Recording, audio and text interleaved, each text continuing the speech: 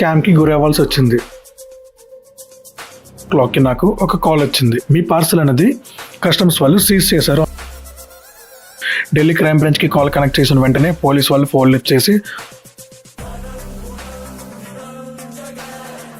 ఇందులో కొన్ని ఇల్లీగల్ కంటెక్ట్స్ ఉన్నాయి, 250 grams డ్రగ్.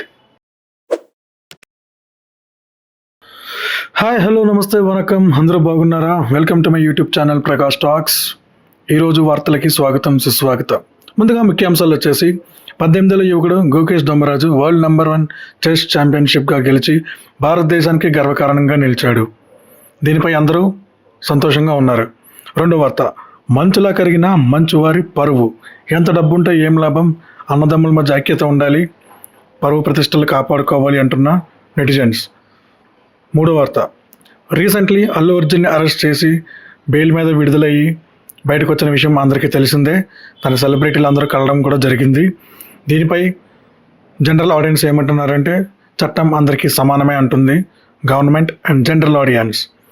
నాలుగో వార్త, గజగజలాడుతున్న భాగ్యనగర్ నివాసులు, ఎందుకంటే హైదరాబాద్లో అత్యల్పంగా 12 డిగ్రీల సెల్సియస్ నమోదైంది. కంగారు పడకండి, ఈడేంటి సడన్గా వార్తల్లోకి వచ్చాడని మీకు డౌట్ వస్తుంది. ఎందుకు వార్తలు చెప్తున్నానంటే, ఈ అప్డేట్స్ వల్ల, జరుగుతున్న వీటి వల్ల మనకి ఏ విధమైన ఉపయోగం లేదు. ఇందులో మనకి వచ్చింది లేదు, పోయింది లేదు. దీనివల్ల మనకెవడు రూపాయి పెట్టడు, మనం రూపాయి తిరిగి పెట్టుకోలే తప్ప మనకెవడు రూపాయి పెట్టడు. కానీ మన డబ్బులు మాత్రం పోకూడదు. కరెక్టేనా? మన డబ్బులు పోగొట్టుకుంటామా? పోగొట్టుకోకూడదు. ఇప్పుడు నేను చెప్పిన వాటికి డబ్బులు పోగొట్టుకోపోవడానికి సంబంధం ఏంటి బ్రదర్ అంటే, ఎస్ ఉన్నది. రీసెంట్గా ఆన్లైన్ స్కామ్స్ అనేవి చాలా హై రేంజ్లో జరుగుతున్నాయి. ఇది మీ వరకు వచ్చిందో లేదో నాకు తెలియదు, కానీ లాస్ట్ 2 weeks బ్యాక్ నేనైతే ఈ ఇష్యూ ఫేస్ చేశాను. ఏం ఫేస్ చేశానంటే, ఈ స్టోరీ మొత్తం మీకు క్లియర్గా ఎక్స్ప్లెయిన్ చేస్తాను. కొంచెం లెందీ వీడియో వస్తుంది, ఎందుకంటే ఇది అవసరమైన వాళ్ళు వినండి. లేదా మాకు అవసరం లేదు, మాకు ఆల్రెడీ తెలుసు అనుకుంటే దయచేసి మీరు స్కిప్ చేయొచ్చు. కానీ ఈ విషయం అందరికీ తెలుసో తెలీదో నాకు తెలియదు.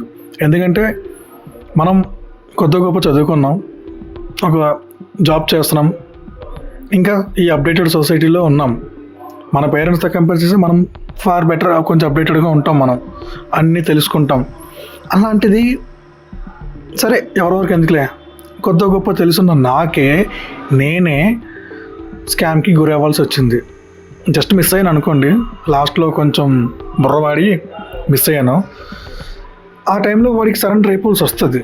సో ఇది చెప్తున్నాను, మనకి తెలుసు కాబట్టి తెలిసి మనమే ఇంత టెన్షన్ పడుతున్నాం. మన ఇంట్లో మన పేరెంట్స్ ఉంటారు, మన ఫ్యామిలీలో పెద్దవాళ్ళు ఉంటారు, వాళ్ళకి తెలీదు. సో వాళ్ళకి ఇలాంటివి ఏమైనా జరిగితే తర్వాత దైవుడే గతి. సరే, ఇప్పుడు జరిగిన స్టోరీ ఏంటంటే చెప్తా వినండి. 2 weeks బ్యాక్ నాకు ఫైన్ మార్నింగ్ 11 o'clockకి నాకు ఒక కాల్ వచ్చింది. రీసెంట్గా మనకి కస్టమర్ కేర్ నుంచి కాల్స్ వస్తాయి. నేను అలాగే అనుకుని చాలా కాల్స్ నేను రిజెక్ట్ చేస్తున్నాను. బట్ ఆ రోజు ఎందుకు ఆ కాల్ యాక్సెప్ట్ చేయాల్సి వచ్చింది. చేసిన వెంటనే అదే IVR వాయిస్, మీ పార్సల్ రిటర్న్ అయింది, దీనికోసం మరింత ఇన్ఫర్మేషన్ కావాలనుకుంటే దయచేసి ప్రెస్ 1 అని అన్నది. నా పార్సల్ ఎందుకు రిటర్న్ అయింది అని కొంచెం ఆలోచించా. సరే, నేను ఎందుకు 1 ప్రెస్ చేశా అంటే, ఆ 2 days బ్యాక్ నా బైక్ కీస్ పోయాయి. సో నా కీస్ పోయినప్పటికీ నా బ్రదర్కి కాల్ చేసి, నా కీస్ పోయి ఇలాగ నాకు కొరియర్ చెయ్యు అంటే, స్పేర్ కీస్ ఇంట్లో ఉన్నాయి, కొరియర్ చెయ్యు అంటే సరే తను చేస్తా అన్నాడు. మేబీ తను ఏదైనా కొరియర్ చేసి నాకు ఏదైనా ఇన్ఫామ్ చేయడం మర్చిపోయాడా, లేదా ఆ కొరియర్ పార్సల్ ఎందువల్ల రిటర్న్ అయిందా అని అనిపించింది. అందువల్ల మేబీ ఇది ఆ ఇన్ఫర్మేషన్ ఏమో అని చెప్పి నేను 1 ప్రెస్ చేయడం అయితే జరిగింది. ఇమీడియట్గా 1 ప్రెస్ చేసిన తర్వాత అది కస్టమర్ కేర్ టీమ్కి కనెక్ట్ అయింది. ఇక్కడ స్టార్ట్ అయింది డ్రామా అంతా మెయిన్. సో ఈ కస్టమర్ కేర్ వాడు ఏమన్నాడంటే, DHL ఎక్స్ప్రెస్ అని పేరెత్తాడు. సార్, మేము DHL నుంచి మాట్లాడుతున్నాం సార్, DHL కొరియర్ కంపెనీ నుంచి మీ పార్సల్ అనేది కస్టమ్స్ వాళ్ళు సీజ్ చేశారు అన్నాడు. నా పార్సల్ కస్టమ్స్ వాళ్ళు ఎందుకు సీజ్ చేస్తారు? అందులో అంత ఏముంది, మా అయితే స్కూటీకి ఒకటే కదా, బైక్కి ఒకటే కదా, దానికి ఎందుకు చేస్తారు అని ఆలోచించా. సో నేను అన్నా, ఎందుకు సీజ్ చేశారు, ఏమైంది, అందులో ఏమైనా ఉన్నాయా ఏంటి, అసలు దాని రీజన్ ఏంటి అడిగాను. ఎస్ సార్, ఇందులో కొన్ని ఇల్లీగల్ కంటెంట్స్ ఉన్నాయి, సో కస్టమ్స్ వాళ్ళు మీ పార్సల్ని సీజ్ చేశారు అన్నాడు. అన్ని ఇల్లీగల్ కంటెంట్స్ ఏమున్నాయి అని అడిగాను. అప్పుడు అన్నాడు, సార్ ఈ పార్సల్ ఢిల్లీ టు బ్యాంకాక్ అడ్రస్కి షిప్పింగ్ అవుతుంది అని అడిగారు. Delhi to Bangkok? నేనుండేది ఇక్కడ తెలుగు రాష్ట్రాల్లో, కానీ ఢిల్లీ టు బ్యాంకాక్ ఎలా? నేను పార్సల్ చేయలేదు సార్, నాకు సంబంధం లేదు అన్నాను. సార్ మీకు సంబంధం లేదని మీరు ఎలాగంటారు సార్? ఇది మీ పేరు మీద ఉన్నది, మీ ఐడి నెంబర్స్, మీ డీటెయిల్స్, మీ అడ్రస్ అన్నీ ఉన్నాయి, సో ఇది మీరే పార్సల్ చేశారు అని అన్నాడు. కొంచెం షాక్ అయ్యా, ఇన్ఫ్యాక్ట్ భయపడ్డా. నేనేం చేయలేదు బ్రదర్ అన్నాను. సార్ ఓకే సార్, ఈ మధ్య ఇలాంటివి స్కామ్స్ అలా జరుగుతున్నాయి సార్, మీరు వీటి కోసం తెలుసుకోవాలనుకుంటున్నారా, వీటి మీద కంప్లైంట్ చేయాలనుకుంటున్నారా అని అడిగాడు. ఎస్ ఆబ్వియస్లీ, నేనేం చేయలేదు కదా, సో నేను ఆబ్వియస్లీ కంప్లైంట్ ఇస్తా. ఎవరికి ఇవ్వాలని అడిగాను. సార్ ఇందులో మీరు భయపడాల్సింది ఏం పర్లేదు, మేము ఢిల్లీ క్రైమ్ బ్రాంచ్కి కాల్ ట్రాన్స్ఫర్ చేస్తున్నాము, వాళ్ళకి కనెక్ట్ చేస్తాము, మీరు వాళ్ళకి డైరెక్ట్గా కంప్లైంట్ చేసుకోవచ్చు అన్నాడు. ఇదేదో ఫైన్, బాగుంది కదా అని చెప్పి ఇమీడియట్గా కాల్ ట్రాన్స్ఫర్ చేయమన్నా. చేశాడు. ఒక 5 minutes లైన్లో పెట్టారు, కాల్ ట్రాన్స్ఫర్ కొట్టారు. కాల్ ట్రాన్స్ఫర్ కొట్టే ముందు వాళ్ళు నాకు కొన్ని పార్సల్ డీటెయిల్స్ అయితే చెప్పారు. సార్ మేము మీకు ఈ పార్సల్ డీటెయిల్స్ చెప్తున్నాం సార్, దీని ప్రకారంగా మీరు ఢిల్లీ క్రైమ్ బ్రాంచ్కి కంప్లైంట్ ఇవ్వాలి. వాళ్ళు కంప్లైంట్ తీసుకునేటప్పుడు ఈ డీటెయిల్స్ అన్నీ మీరు ఇస్తేనే మీకు అది లీగల్గా మీకు హెల్ప్ చేయగలరు, మిమ్మల్ని ఈ ఇష్యూ నుంచి బయట పెట్టగలరు అని చెప్పాడు. ఓకే, సో పార్సల్స్ అన్నీ తీసుకున్నా. Shipping date, shipping parcel ID, shipping address, contents and ఇంకేవో కొన్ని ఉన్నాయి. ఈ కంటెంట్స్ అన్నీ చెప్పాడు. చెప్పిన తర్వాత వాడి ఎంప్లాయ్ ఐడి కూడా ఇచ్చాడు, వాడి నేమ్ చెప్పాడు, ఈజ్ వర్కింగ్ ఇన్ డిహెచ్ఎల్ అని చెప్పాడు, ఆ డిహెచ్ఎల్ ఎంప్లాయ్ ఐడి కూడా చెప్పాడు. సో ఇంత అవుతుంది కదా అని చెప్పి నాకేం అనిపించలే, ఇది నిజంగా నా మీదకి వచ్చేసింది అని నేను ఫిక్స్ అయిపోయి స్ట్రిక్ట్గా ఆ డీటెయిల్స్ అన్ని నోట్ చేసుకున్నా. సో ఇక్కడ ఈ డీటెయిల్స్ కంటెంట్లోకి వచ్చినప్పటికీ అది ఏమేమి కంటెంట్స్ చెప్పాడో మీకు తెలుసా? షాక్ అవుతా, నేనే షాక్ అయ్యా. ఆ కంటెంట్స్ వచ్చినప్పటికీ 4 ATM కార్డ్స్, 5 పాస్పోర్ట్స్, అది ఎవరిదైనా అవ్వచ్చు, నా ఐడి మీద షిప్పింగ్ చేశారన్నారు. 4 ATM cards, 5 passports, 2 laptops, 14 kg clothes, 1 pair of shoes. ఇదంతా ఉంది కదా. దీని తర్వాత ఒక షాకింగ్ న్యూస్ చెప్పాడు, 250 grams డ్రగ్. విన్న తర్వాత మీకు ఎలా అనిపించింది? డ్రగ్గా, అమ్మో అనిపించిందా? నాకు కూడా అలానే అనిపించింది. మరి అంతే కదా బ్రదర్, మన పేరు మీద డ్రగ్, పాస్పోర్ట్లు, ATM కార్డులు విచ్చలవిడిగా వాడేస్తున్నారంటే కారుతుంది కదా. నాకు కూడా కారిపోయి అన్నీ నోట్ చేసుకున్నా. ఈలోపు ఢిల్లీ క్రైమ్ బ్రాంచ్కి కాల్ కనెక్ట్ చేశారు. ఢిల్లీ క్రైమ్ బ్రాంచ్కి కాల్ కనెక్ట్ చేసిన వెంటనే పోలీస్ వాళ్ళు ఫోన్ లిఫ్ట్ చేసి, వాళ్ళు టక తెలిసింది కదా ఇంకా పోలీసు వాళ్ళు ఎలా మాట్లాడతారు, అలానే పట మనం మాట్లాడారు. నేను మొత్తం నా డీటెయిల్స్ అని చెప్పాను. సార్ మీరే ఎలాగైనా హెల్ప్ చేయాలి, నాకు ఇష్యూ నుంచి మీరే ఎలాగైనా సేవ్ చేయాలని చెప్పాను. Don't worry we will help you అన్నాడు. ఓకే ఫైన్, అంతా బాగానే ఉంది. సరే ఇప్పుడు కంప్లైంట్ ఇవ్వడానికి నువ్వు ఢిల్లీ రావాల్సి వస్తుంది అన్నాడు. సార్ ప్రజెంట్ ఉన్న సిచ్యువేషన్లో నేను ఇప్పటికిప్పుడు ఢిల్లీ రాలేను సార్, నాకు కొంచెం టైం ఇస్తే నేను చూసుకొని వస్తాను సార్ అన్నాను. సరే అంత టైం తీసుకుంటే కష్టం కదా, ఈలోపు ఒక పని చేయండి, ఆన్లైన్ కంప్లైంట్ రేస్ చేస్తారు అడిగాడు. ఇది ఆప్షన్ అయితే బాగుంది కదా అని చెప్పి నేను ఆన్లైన్ కంప్లైంట్ రేస్ చేశాను. సరే సార్ ఆన్లైన్ కంప్లైంట్కి ఓకే సార్ అంటే ఓకే ఫైన్, అయితే మేము మీ వీడియో స్టేట్మెంట్ తీసుకుంటాము, మీరు స్కైప్ ఇన్స్టాల్ చేయాల్సి వస్తుంది, స్కైప్ ఇన్స్టాల్ చేయండి అంటే సరే స్కైప్ ఇన్స్టాల్ చేసా. స్కైప్ ఇన్స్టాల్ చేసిన తర్వాత మీకు ఒక ఐడి ఇస్తాను, ఐడి మీరు ఎంటర్ చేయండి, అప్పుడు ఇది ఢిల్లీ క్రైమ్ బ్రాంచ్కి కనెక్ట్ అవుతుంది అన్నాడు. నాకు ఇంకా బెల్లబెలగల, ఢిల్లీ పోలీస్ స్కైప్లో ఎందుకు కంప్లైంట్ తీసుకుంటున్నారు అనేసి. సరే నార్కోటిక్స్ ఇష్యూ కదా, అండ్ నేను దూరంగా ఉన్నాను కదా, మేబీ అందుకని ఈ ఫార్ములా యూజ్ చేస్తున్నారేమో అని, పోలీస్ వాళ్ళు ఎంత సపోర్టివ్గా హెల్ప్ఫుల్గా ఉన్నారేమో అనుకొని ఇన్స్టాల్ చేసి స్కైప్ ఐడి లాగిన్ అయ్యి డీటెయిల్స్ ఎంటర్ చేసి కనెక్ట్ అయ్యా, పోలీస్కి కనెక్ట్ అయింది.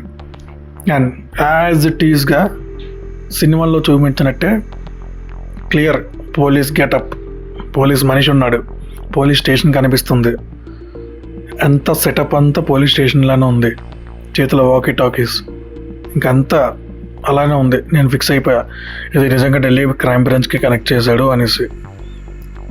సరే సార్ మీ వీడియో స్టేట్మెంట్ తీసుకుంటామన్నాడు. ఓకే ఫైన్ తీసుకోండి, వీడియో స్టేట్మెంట్ తీసుకోండి అని చెప్తే నేను స్కైప్లోని నా ఇష్యూ ఏమేమి జరిగిందని చెప్పి మొత్తం డీటెయిల్గా తనకి ఇవ్వడం అయితే జరిగింది.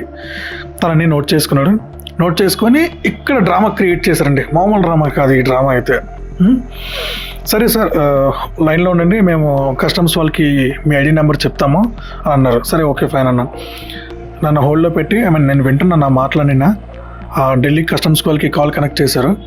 చేసి సార్ ఐడి నెంబర్ 5526 బ్లా బ్లా బ్లా అని చెప్పేసి ఏమైనా అన్నోటీస్ ఏమైనా ఇల్లీగల్ యాక్టివిటీస్లో కానీ ఇందులో నేను ఇన్వాల్వ్ అయ్యి ఉన్నాడేమో చెక్ చేసి మాకు చెప్పండి అన్నారు.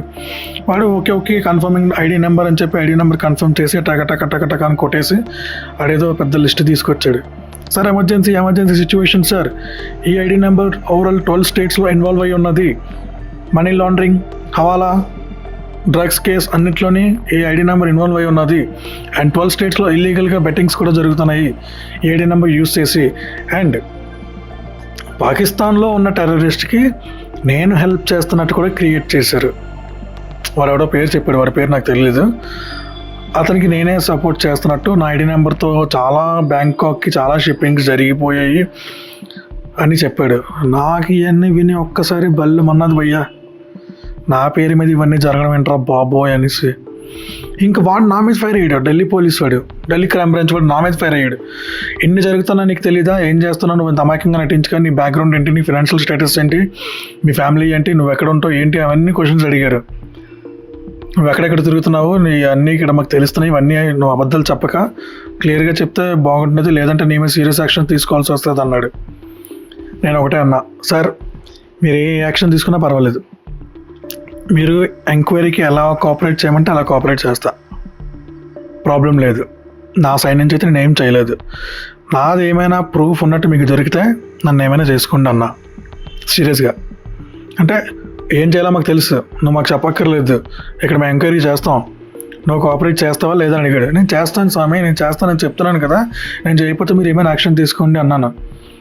వాడు కూడా కొంచెం ఫైర్ అయిన తర్వాత సరే ఒక 10 నిమిషాలు వెయిట్ చేయండి, narcotics team head DGP sir వస్తారు, వచ్చి మీ కేసు హ్యాండిల్ చేస్తారు అన్నాడు. నాకు తెలియకుండా మీరు ఇంచు కూడా కదలడానికి వీల్లేదు, మీరు మొబైల్ అలానే పెట్టండి, ఛార్జింగ్ పెట్టుకోండి, స్టేబుల్గా ఉంచండి, నెట్ ఆన్ చేసుకొని ఉంచండి, నెట్ ఆఫ్ చేస్తే మళ్ళీ ఇమీడియట్గా నాకు మీరు దొరికేస్తారు, మీరు ఏం చేసినా దొరికేస్తారు, మీ మొబైల్ నా అండర్లో ఉంది అన్నాడు. అలానే ఉంచాను. డీసీపీ సార్ వస్తారు కదా, మాట్లాడదాం కదా అని అలానే ఉంచాను. హాఫ్ అన్ అవర్ వెయిట్ చేశాడు. డీజీపీ సార్ అయితే రాలేదు. హాఫ్ అన్ అవర్ తర్వాత వాడు వచ్చాడు. డీజీపీ సార్ ఈరోజు బిజీగా ఉన్నారు, రేపు మార్నింగ్ 10:30కి వస్తారు, మీరు 10:30 వరకు మీరు నాకు ఫోన్ ఎలాగో ఉంచాలా, you can go to washroom, you can have your lunch, dinner, everything you can have, but everything in front of camera అన్నాడు. అన్ని కెమెరా ముందు నేను ఎలా చేస్తా, పడుకుంటా, తింటా, లేస్తా, ఇంక నాకు ఫోన్లు రావా, మీరు ఏ ఫోన్ లిఫ్ట్ చేయడానికి అవ్వదు, మీరు మెసేజ్ చేయడానికి అవ్వదు, మీరు ఇంకొకరిని కాంటాక్ట్ చేయడానికి అవ్వదు అన్నాడు. ఈలోపు నాకు కాల్స్ వస్తూ ఉన్నాయి.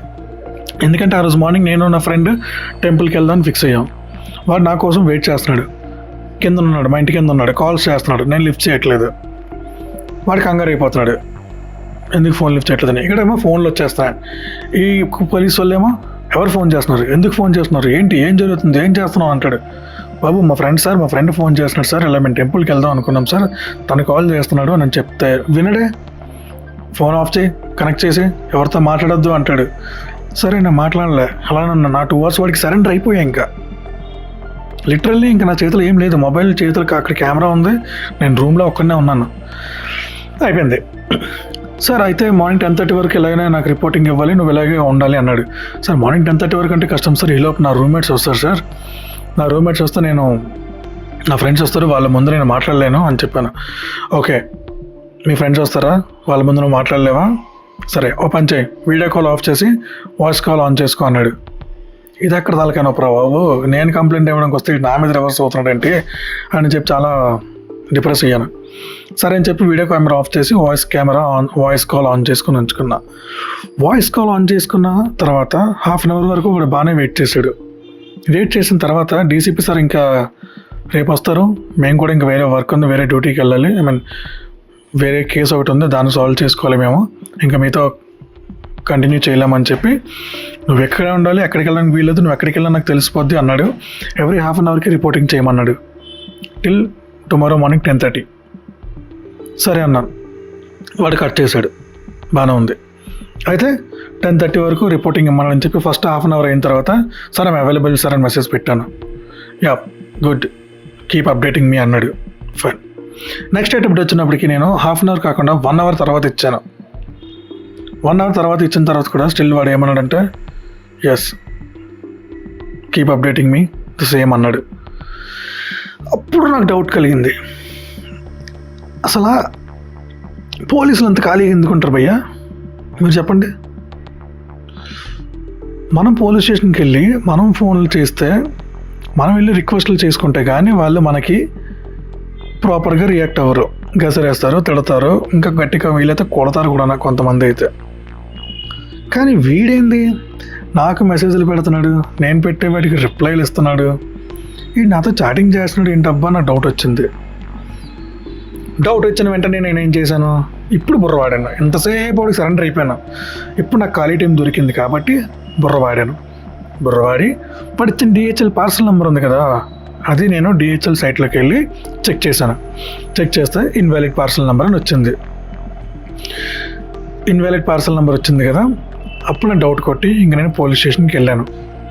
పోలీస్ స్టేషన్కి వెళ్ళి డైరెక్ట్గా స్టేషన్కి వెళ్ళిపోయి సార్ నాకు ఇలాగా కాల్ వచ్చింది సార్, ఇది ఇష్యూ సార్ అని చెప్పి మా స్టోరీ మొత్తం ఎక్స్ప్లెయిన్ చేసిన తర్వాత పోలీస్ ఏమన్నాడంటే ఇదంతా ఫేక్ బ్రదర్, ఇలాంటివి చాలా జరుగుతున్నాయి సొసైటీలోని, మీ వరకు రాలేదా, మీకు తెలియదా అన్నాడు. సీరియస్లీ జరుగుతున్నాయని తెలుసు, ఆన్లైన్ స్కామ్స్ ఇవన్నీ జరుగుతున్నాయని తెలుసు, కానీ నాకే జరుగుతుందని నాకు తెలియదు.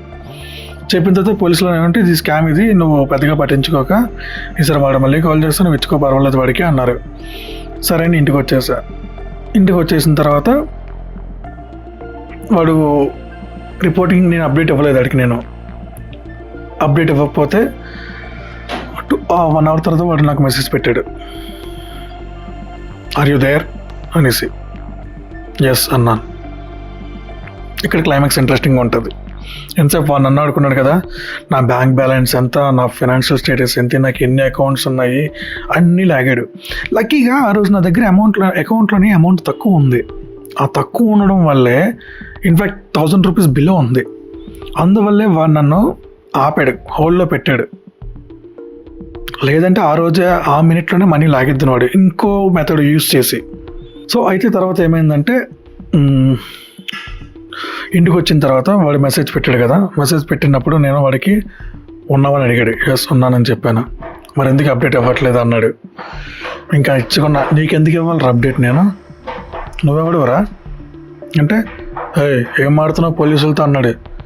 ఎవర్రా పోలీసు నువ్వు నా కొడక అని చెప్పి నాకు ఇంకొచ్చినవన్నీ వాడాడు మీద.